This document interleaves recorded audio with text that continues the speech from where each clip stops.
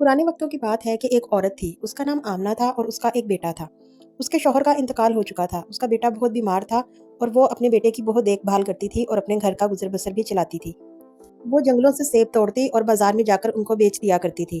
इस तरह से उसके घर का अच्छा गुजारा हो रहा था। अचानक कुछ ऐसा हुआ कि उसका एक भी सेब ना बिका। वो रोजाना सेब की टोकरी जैसे लेकर आती वैसे ही वापस घर ले जाती। कई दिन गुजर गए लेकिन आमना एक भी सेब बेचने में नाकाम रही। वो बहुत परेशान थी क्योंकि घर में खाने पीने का भी कोई सामान बाकी ना रहा था और ना ही उसके पास पैसे थे।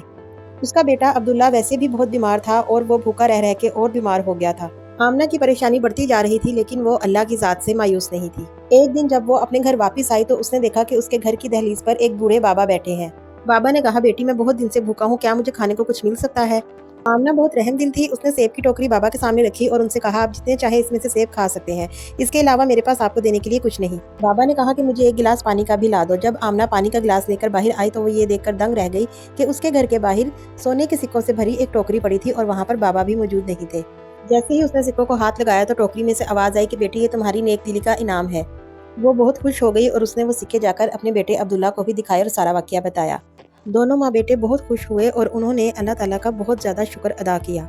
आमना ने उन पैसों से बाजार में एक बहुत बड़ी दुकान ली और उनसे कारोबार कर लिया। साथ ही साथ उसने अपने बेटे अब्दुल्ला का भी इलाज करवाया। अब वो सेहतमंद हो चुका था।